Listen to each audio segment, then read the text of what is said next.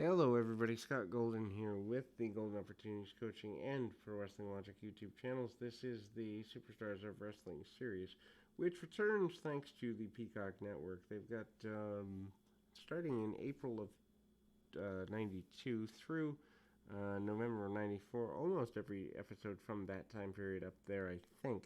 Obviously, they're not going to show the pre 92 stuff because of the trademark issues that exist with the 86 through 91 editions, which really makes me sad because I'd love to fill in the gaps for all of the Superstars stuff, but easier said than done, certainly by any stretch of the imagination. 1994, an interesting time.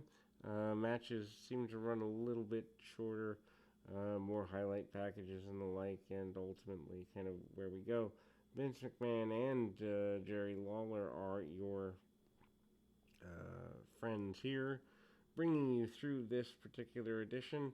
The return of the British Bulldog for the first time in 2 years, returning since 1992 here in the fall of 94.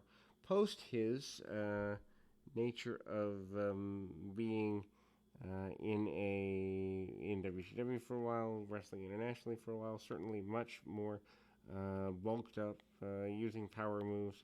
Still returns as a babyface, having returned at SummerSlam 94, and facing off against Reno Riggins here. Riggins, at the time, I think, still doing enhancement work for Smoky Mountain Wrestling and other things. Riggins does get a couple of offensive moves, most notably a super kick that does not require a slapping of the leg and a couple other things.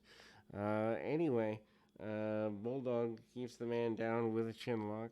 Runs 3 minutes, but the match still needs a chin lock, according to the British Bulldog. Anyway, big power slam, and the Bulldog is victorious with his return to Superstars. There is a talk of Ted DiBiase basically doing some charity work at the time, which seems weird. Also, various other sports-related celebrities doing things for kids in need, and Ted DiBiase kind of doing the minister thing while still being a heel. Just weird.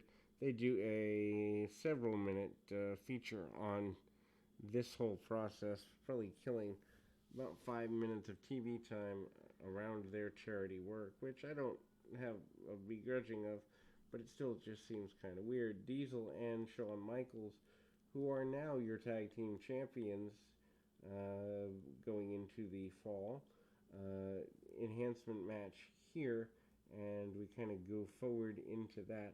Michaels does the majority of the work. Diesel comes in and does the cleaning of house, which makes logical sense since he's 7 foot tall. But it's just interesting that they're not teasing, at least here in September, dissension like they do a couple months later. They move the story pretty quickly, but still they keep a good boundary up after they won the championships. Anyway, that's kind of what's there, is kind of protecting that.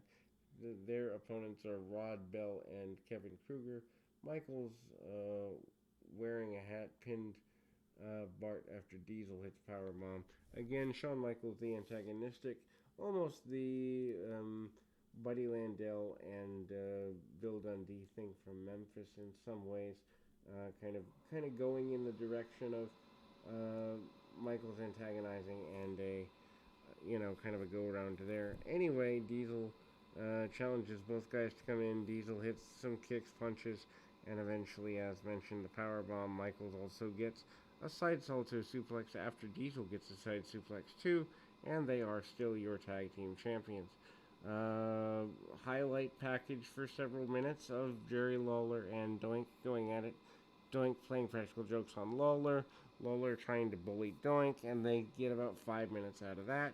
Then we move to another in the enhancement match series, a Doink enhancement match, where he, yet again, along with Dink, confronts Jerry Lawler, setting up the Survivor Series deal here for the Kings, midgets, against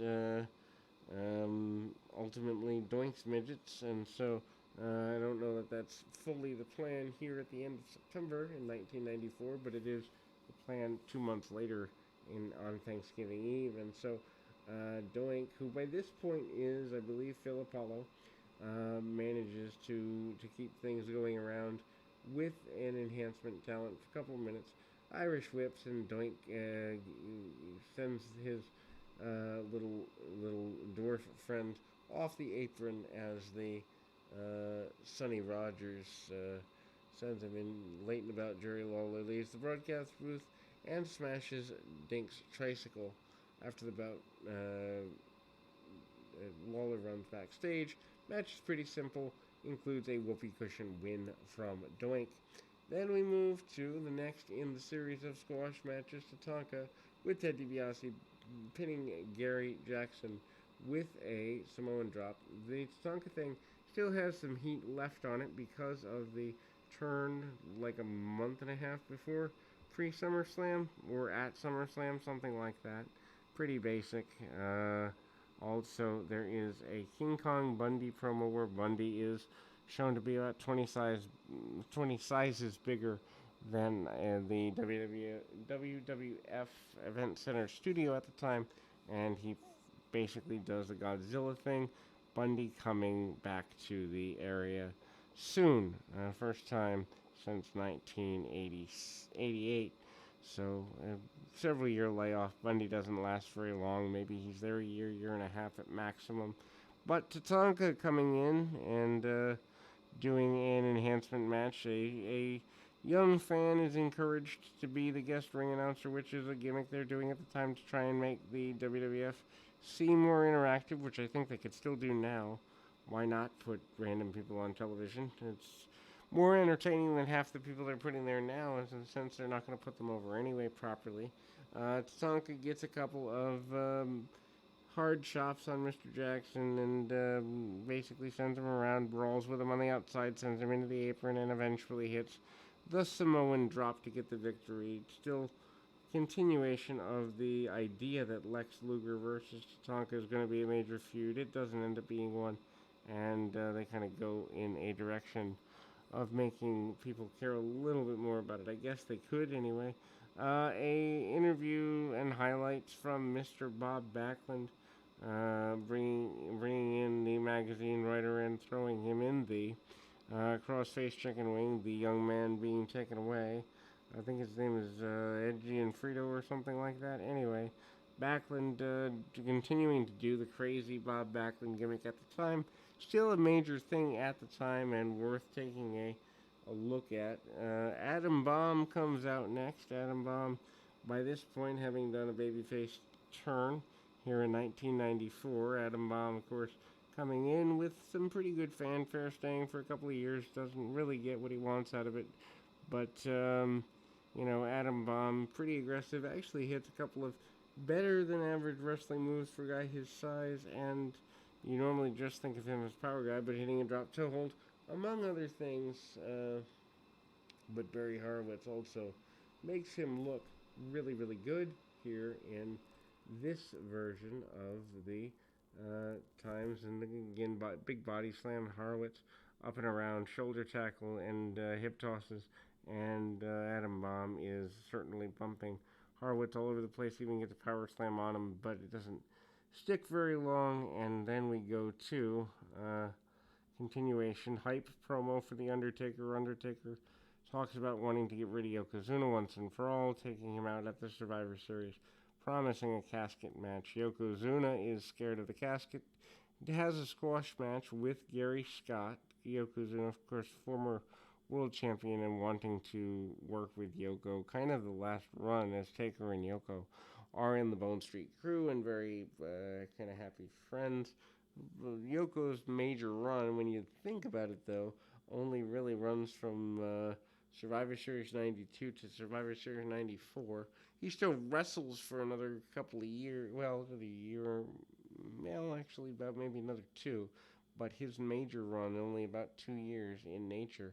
Anyway, chop to Gary Scott and basic stuff. Also hits the belly-to-belly suplex and the bonsai splash. The fear of the casket is accentuated there. Heart Attack Tour is hyped with Bret Hart and Owen Hart around the country, and The Undertaker and Yokozuna also going to be doing battle during the Heart Attack Tour, and they're kind of bringing casket matches around. Also a life-size, actually bigger than life-size, 40-foot, guess, blow up inflatable Undertaker is there, and that will close us for today. We'll be back with more right after this.